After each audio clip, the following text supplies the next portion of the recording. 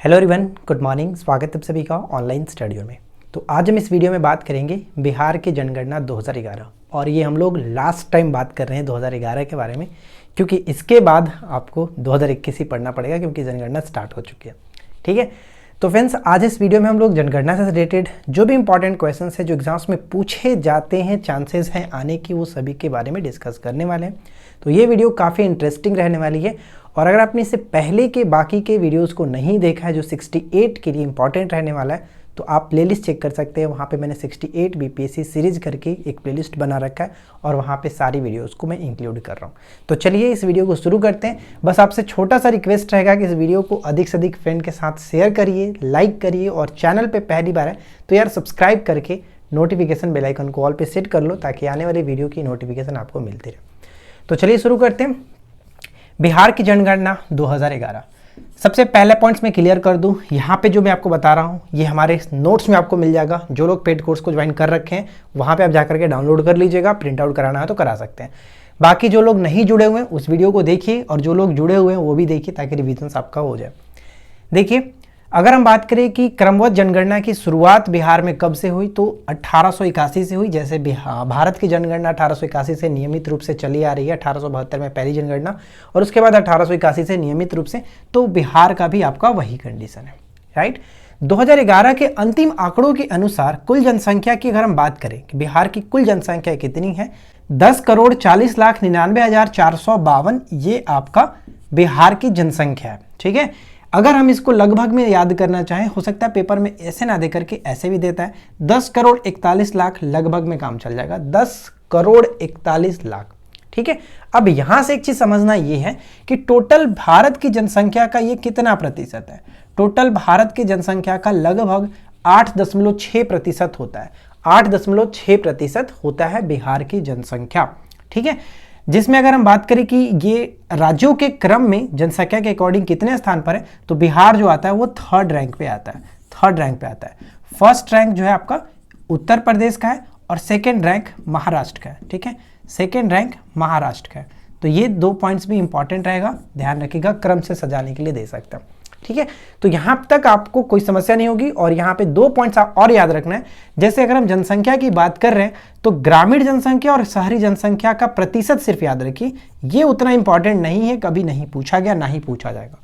अगर पूछा भी जाता है कि बिहार की जनसंख्या का कितना प्रतिशत ग्रामीण निवासी है, ग्राम में निवास करते हैं, तो 88.7%, और अगर शहरी की बात करते हैं तो 11.3%। ठीक है, 88.7% ग्रामीण जनसंख्या और 11.3%, यानी 100 में से बाकी जो शेष बचा 11.3%, वो आपका हो जाता है शहरी जनसंख्या।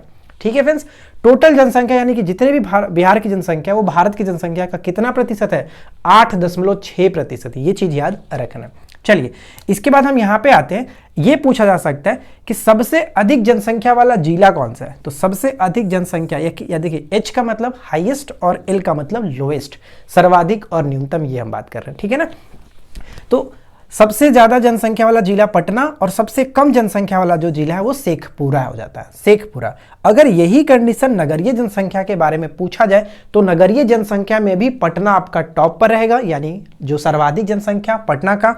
लेकिन जो न्यूनतम जनसंख्या हो जाएगा, न्यूनतम नगरीय जनसंख्या, वो है आपका शिवहर। शिवहर ऊपर में हमने देखा था क्या, ऊपर में हमने देखा था शेखपुरा, नीचे हमारा हो जाएगा शिवहर। ये चीज याद रखना। अब ये जनसंख्या से रिलेटेड हो गया। अब यहाँ पे ये कि दशकीय वृद्धि, दशकीय वृद्धि का मतलब कि 2001 में जो जनगणना हुआ उसके बाद हमारा ये 2011 में जो जनगणना हुआ, यानी 10 वर्ष के पश्चात जो जनगणना होता है, उसके अकॉर्डिंग दशकीय वृद्धि की बात करें तो कितना वृद्धि हुआ 10 वर्षों में, कितना वृद्धि, तो ये आपका 25.42%। 25.42% एकदम वीवीआई पॉइंट्स रहेगा, इसको याद रखिएगा। कितना प्रतिशत, 25.42%, 25.42%। अब यह भी पूछा जा सकता है कि सर्वाधिक जो दशकीय वृद्धि किसने दर्शाया, तो मधेपुरा ने सर्वाधिक वृद्धि को दर्शाया था 32.12%, जबकि न्यूनतम दशकीय वृद्धि दर्शाया किसने, गोपालगंज ने 19.02%। यानी सर्वाधिक वृद्धि जो दर दर्शाया किसने, मधेपुरा ने 31.12%, जबकि गोपालगंज सबसे न्यूनतम दशकीय वृद्धि दर्शाने वाला जिला रहा, 19.02%। ओवरऑल सबसे ओवरऑल दशकीय वृद्धि कितनी रही, 25.42%। ये चीज याद रखना है। तो इधर का सारा डाटा आपको याद हो गया होगा।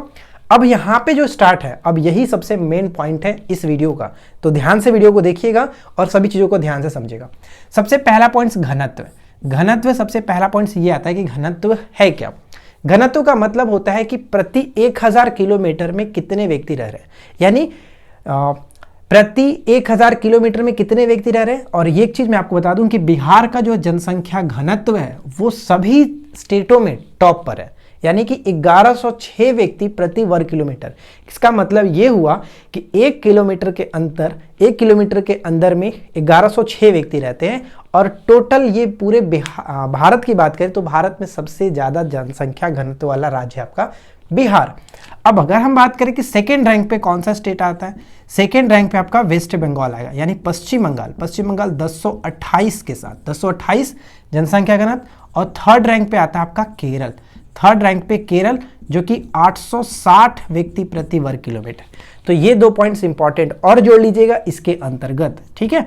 चलिए यहां पे हमारा हो गया।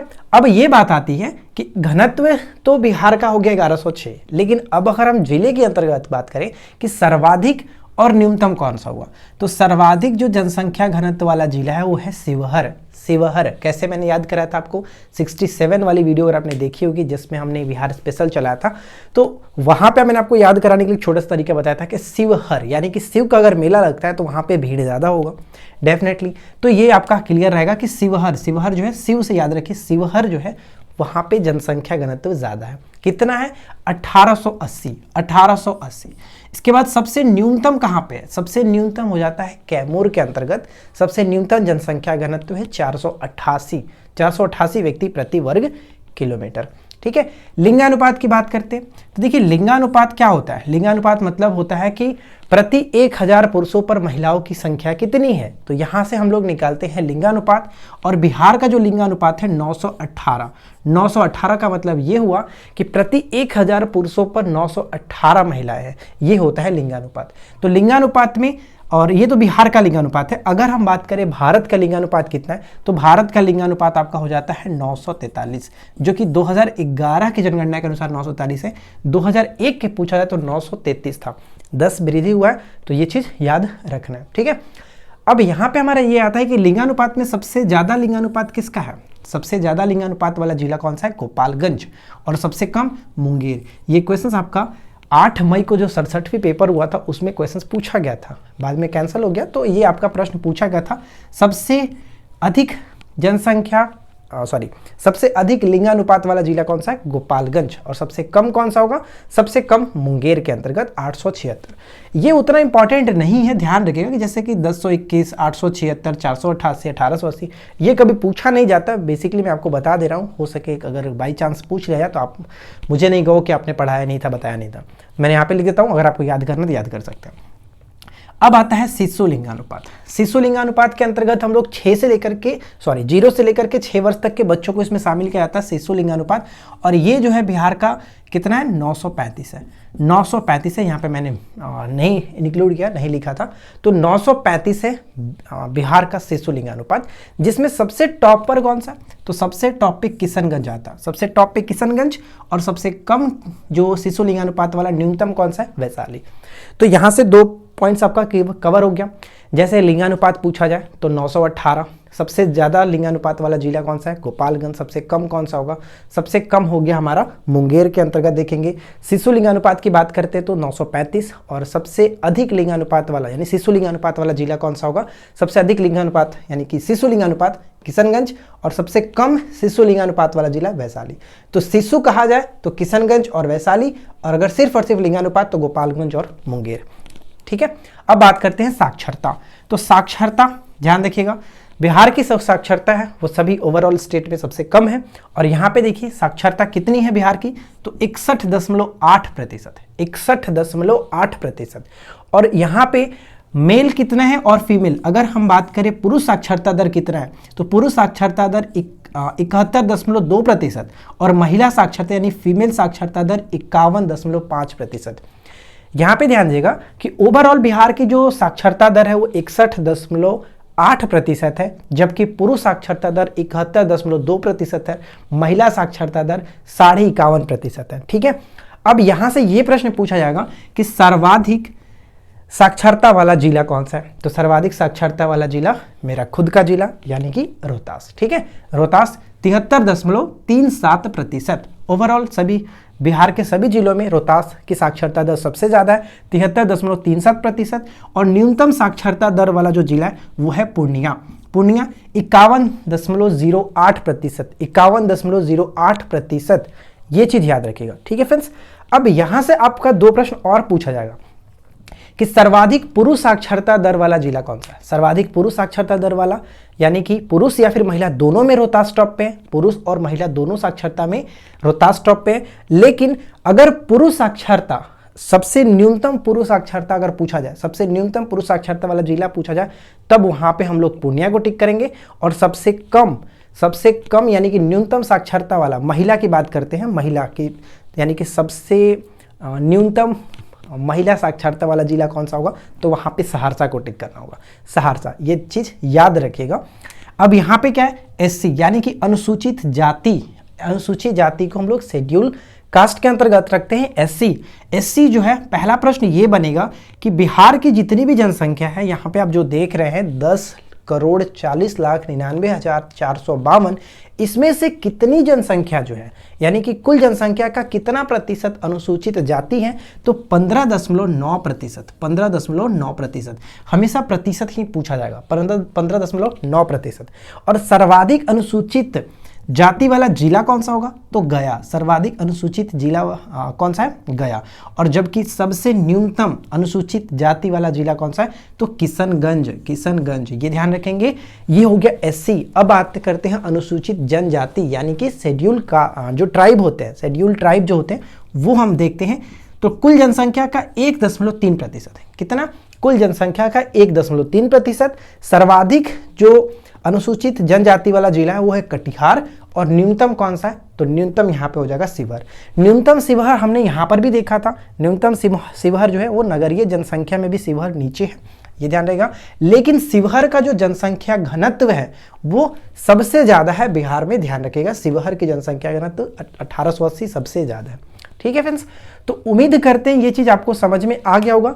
चलिए एक बार रिपीट कर लेते हैं ताकि आपको अच्छे तरीके से एक बार माइंड में सेट हो जाए। देखिए, सबसे अधिक जनसंख्या वाला जिला पटना, सबसे कम जनसंख्या वाला जिला शेखपुरा। नगरीय जनसंख्या वाला जिला पटना, सबसे कम नगरीय जनसंख्या वाला जिला जो है आपका शिवहर हो जाएगा। ठीक है, अब बात करते हैं हम लोग यहाँ पे जनसंख्या घनत्व की बात करते हैं। तो जनसंख्या घनत्व में सबसे ज्यादा जनसंख्या घनत्व शिवहर का है, सबसे कम जनसंख्या घनत्व कैमूर का है। लिंगानुपात बिहार का हो जाता है 918, शिशु लिंगानुपात 935।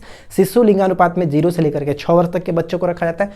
और लिंगानुपात में सबसे ज्यादा जो टॉप पर है वो गोपालगंज, सबसे कम जो है वो है आपका मुंगेर के अंतर्गत। शिशु लिंगानुपात सबसे ज्यादा जो है आपका किशनगंज, सबसे कम वैशाली के अंतर्गत। साक्षरता बिहार की 61.8%, पुरुष साक्षरता 73,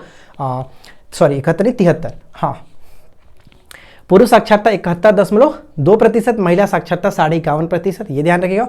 और सर्वाधिक साक्षरता वाला जिला कौन सा है, तो रोहतास। और सबसे कम साक्षरता वाला जिला जो कि पूर्णिया हो जाता है। दोनों को याद रखिएगा, 73.37 और पूर्णिया का हो जाता है 51.08%, ये इंपॉर्टेंट। और अगर हम बात करें यहाँ पे एससी की जनसंख्या प्रतिशत कितनी है, यानी कि अनुसूचित जाति की प्रतिशत 15.9 और एससी की 1.3%। सबसे ज़्यादा जनसंख्या अनुसूचित जाति वाला जिला कौन सा है, तो गया। और न्यूनतम में किशनगंज। एसटी की बात करते हैं तो सर्वाधिक हो जाएगा आपका कटिहार और न्यूनतम में शिवहर। ठीक है, और ग्रामीण जनसंख्या का प्रतिशत कितना, 88.7%, शहरी का प्रतिशत 11.3%। बस इससे ज़्यादा आपको बिहार के जनगणना से कुछ नहीं याद रखना है। अगर आप इतना याद रख लेते हो तो काम तमाम कर सकते हो क्वेश्चंस का। ठीक है, उम्मीद करते हैं कि वीडियो अच्छा लगा होगा। वीडियो आपको कैसा लगा नीचे कमेंट्स करके जरूर बताइएगा। वीडियो पसंद आया हो तो ज़्यादा से ज़्यादा लाइक करिए, फ्रेंड के साथ शेयर करिए, नीचे कमेंट करके बताइए नेक्स्ट टॉपिक क्या देखना चाहते हैं। और चैनल को अगर आपने अभी तक सब्सक्राइब नहीं किया तो यार यहाँ पे सब्सक्राइब वाला बटन जो है उसको सब्सक्राइब कर लो। हम मिलते हैं आपके साथ इसी प्रकार के नेक्स्ट वीडियो में किसी नए टॉपिक के साथ। Thanks for watching.